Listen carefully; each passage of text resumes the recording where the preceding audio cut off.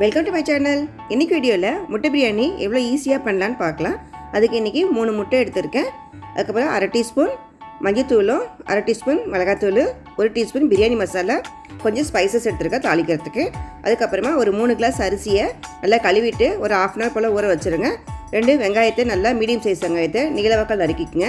2 தக்காளி, ஒரு 4 இல்லை 5 பச்சை மிளகா, சின்ன பச்சை மிளகா சைஸ்க்கு ஏற்ற மாதிரி போட்டுக்கோங்க. கொஞ்சம் கொத்தமல்லி, கொஞ்சம் புதினா, ஒரு 1/2 கைப்பிடி அளவு இருந்தால் போதும். கொத்தமல்லி புதினா கழுவிட்டு பொடி நறுக்கி வச்சுக்கோங்க. இஞ்சி பூண்டு பேஸ்ட்டு 1 டேபிள் ஸ்பூன் எடுத்துருக்கேன். இப்போ நம்ம தாளிக்க ஆரம்பிக்கலாம். குக்கரில் ஒரு 2 டேபிள் ஸ்பூன் எண்ணெயும் 1/2 டேபிள் ஸ்பூன் அளவுக்கு நெய் ஊற்றுங்க. ஊற்றிட்டு அதில் நெய் மெல்ட் ஆன உடனே எடுத்து வச்சுக்கிற ஸ்பைசஸை போட்டுக்கலாம். கிராம்பு, ஏலக்காய், பட்டை, அதாவது மராட்டி மொக்கு அதெல்லாம் சேர்த்து நல்லா வதங்கின உடனே வெங்காயத்தை சேர்த்துக்கலாம். வெங்காயத்தை சேர்த்து நல்லா வதக்குங்க.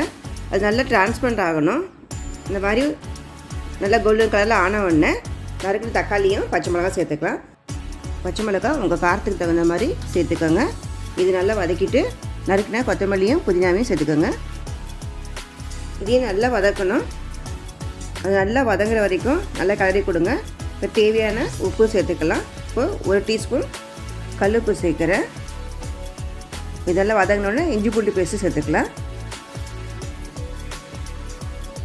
இதையும் நல்லா வதக்கிடுங்க. பச்சை வாசனை போகிற அளவுக்கு நல்லா வதக்கணும்.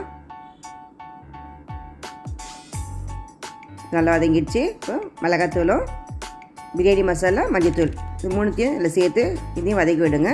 இது நல்லா மிக்ஸ் ஆகணும் வெங்காயத்தோட.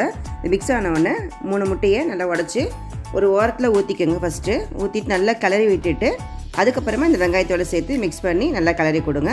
நல்லா உதிரியாக வரணும். அது வரைக்கும் நல்லா கிளறிட்டே இருங்க. பாருங்கள், இந்த மாதிரி வந்தவுடனே இப்போது தண்ணி ஆட் பண்ணிக்கலாம். 3 கிளாஸ் அரிசிக்கு நான் 5 கிளாஸ் தண்ணி ஊற்றுறேன். இப்போ ஊற்றிட்டு நல்லா கிளறி கொடுங்க. கிளறி கொடுத்துட்டு நம்ம ஏற்கனவே ஊற வச்ச அரிசியை வடிகட்டி இதில் சேர்த்துக்கலாம். தண்ணி இல்லாமல் சேர்த்துக்கோங்க. சேர்த்துட்டு உப்பு செக் பண்ணிவிட்டு உப்பு தேவைன்னா இப்போ சேர்த்துட்டு குக்கரை மூடிடுங்க. மூடிட்டு மீடியம் ஃப்ளேம்லேயே ஒரு விசில் வந்தவுடனே இறக்கிட்டிங்கன்னா ஸ்டவ் ஆஃப் பண்ணிவிடுங்க. ஆஃப் பண்ணிவிட்டு அது நல்லா ஒரு 5 நிமிஷம் போல் ஆறட்டும். அதுக்கப்புறமா ஓப்பன் பண்ணிங்கன்னா நல்லா சுவையான பிரியாணி ரெடி ஆகிடும். இப்போ ஒரு 2 டேபிள் ஸ்பூன் நெய் விட்டுட்டு தோசைக்கல்லை ஸ்டவ் ஆன் பண்ணி வச்சுட்டு இதுக்கு மேலே இந்த குக்கரை துணி போட்டு மூடி வச்சிட்டிங்கன்னா ஒரு 10 நிமிஷத்துலேயே சூப்பராக உதிரியான பிரியாணி கிடச்சிடும்.